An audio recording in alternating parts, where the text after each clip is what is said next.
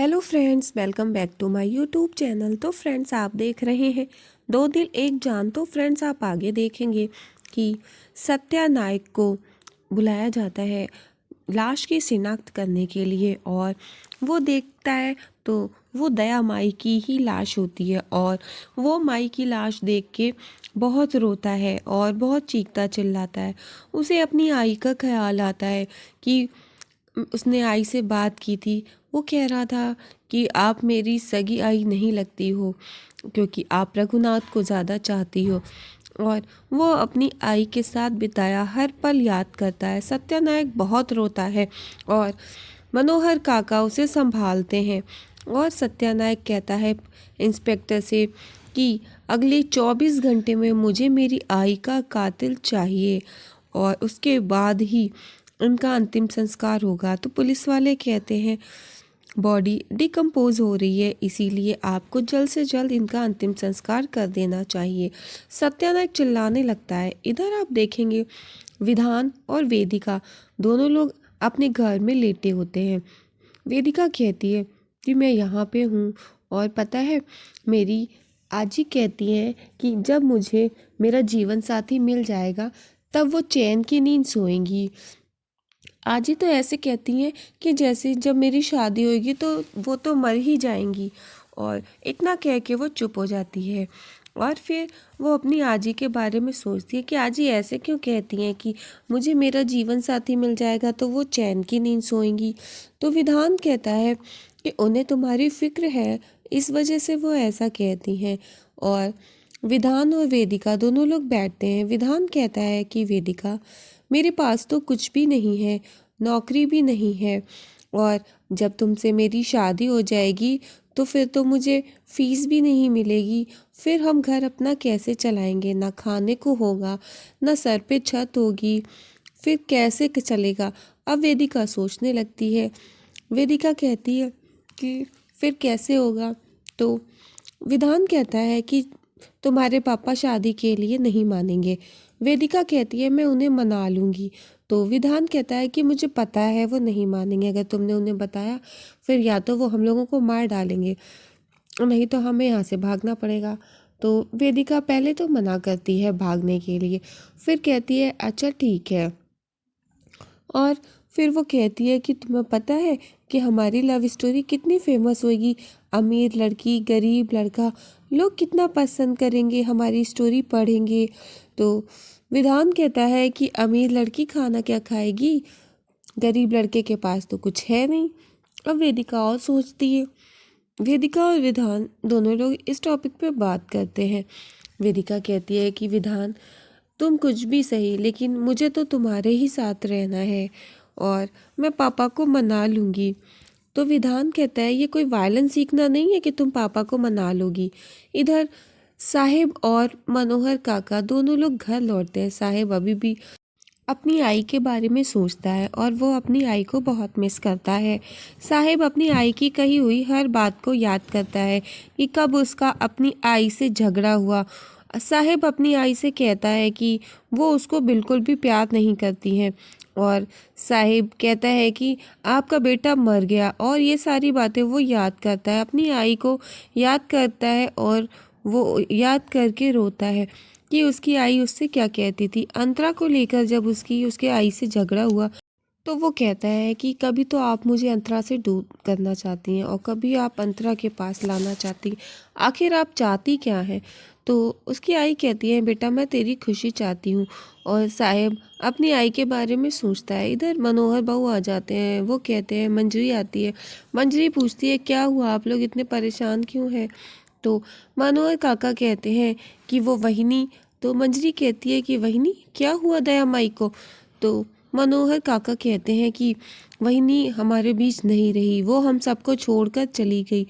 और जब मंजरी को ये बात पता चलती है तो उसको बहुत दुख होता है, वो रोने लगती है। वो कहती है क्या कह रहे हैं आप, ये कैसे हुआ, कब हुआ? तो मनोहर काका कहते हैं कि वो वहिनी नासिक वाले रोड से आ रही थी, वहीं पर उसी रोड पे किसी ने उन्हें मार के डाला, और बहुत खंजर मारे और चाकू से गोद डाला। और मंजरी को ये बात पता चलती है तो वो रोने लगती है। तो वो कहती है कि ये कैसे हुआ और उनके बारे में किसको पता था। मनोहर भाऊ कहते हैं कि तुम जाओ अपने कमरे में, तुम शांत रहो और तुम अपने से ज़्यादा साहिब का ध्यान रखो। और इधर साहिब भी रो रहे होते हैं और मंजरी भी।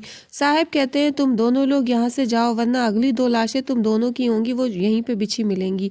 साहिब को बहुत गुस्सा आता है। साहिब मनोहर काका और मंजरी से कहते हैं तुम लोग यहाँ से जाओ। और मंजरी और मनोहर काका बात कर रहे होते हैं। मंजरी कहती है कि ये कब हुआ, कैसे हुआ, आखिर उनके प्लान के बारे में किसको पता था, कोई भी तो नहीं जानता था। और मनोहर बाबू कहते हैं कि ऐसा है मंजरी, तुम अपने कमरे में जाओ और तुम साहिब का ध्यान रखना। इतने में साहिब कहते हैं मनोहर बाबू से कि ऐसा है, मुझे कल सुबह तक मुझे अपनी आई का कातिल चाहिए, मुझे अपने पैरों में अपनी आई का कातिल चाहिए। और वो मनोहर काका से कहते हैं गाड़ी दौड़ाओ, मोबाइल फ़ोन करो, कुछ भी करो, मुझे अपनी आई का कातिल चाहिए। और इधर मंजरी रो रही होती है। तो काका कहते हैं कि मैं फ़ोन कर रहा हूँ ना, मैं फ़ोन मिला रहा हूँ।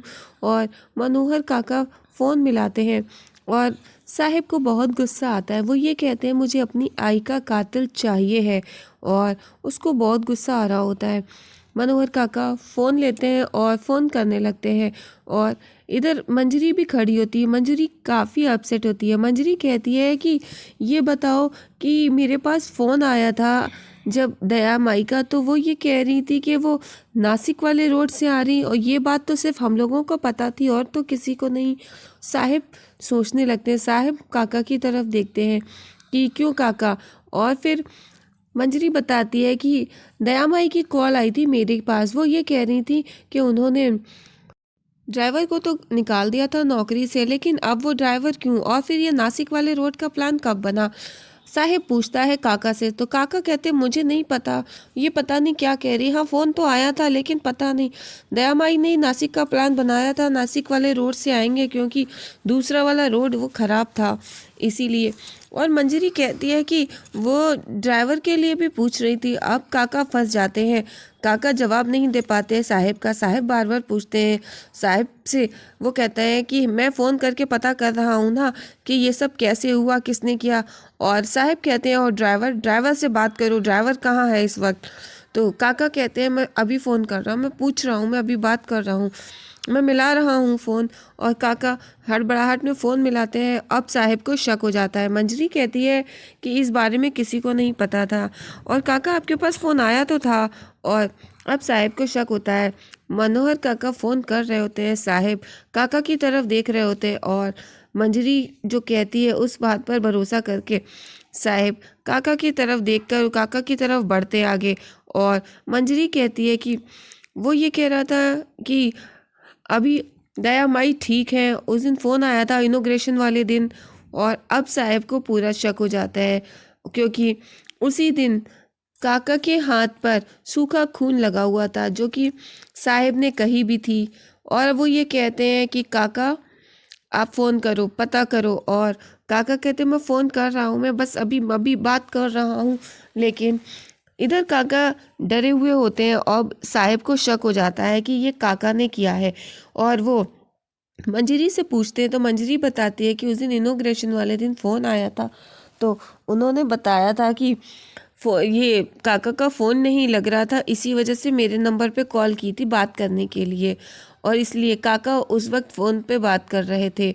तो अब साहिब काका से सवाल जवाब करते हैं। साहिब कहते हैं काका मैंने आपसे कही थी कि सूखा खून हाथ पर नहीं रखना चाहिए, और सूखा खून रह जाता है तो उसके हिमायती गर्दन पकड़ लेते हैं। आज हिमायती ने गर्दन दबोच ली। और बताओ काका, ये दया माई का खून इनॉग्रेशन वाले दिन ही हुआ था, मेरी आई का खून उसी दिन हुआ था ना, और नासिक रोड पे। अब काका एकदम से रिवॉल्वर निकाल कर सीधी देते हैं और काका कहते हैं मैं तुझे नहीं छोड़ूंगा साहब, मैं तुम्हें भी गोली मार दूंगा। हाँ तुम ठीक कह रहे हो, इनॉग्रेशन वाले दिन ही दया माई को मैंने मारा, उसी दिन मैंने उनका खून किया। इधर वेदिका और विधान बातें कर रहे होते हैं।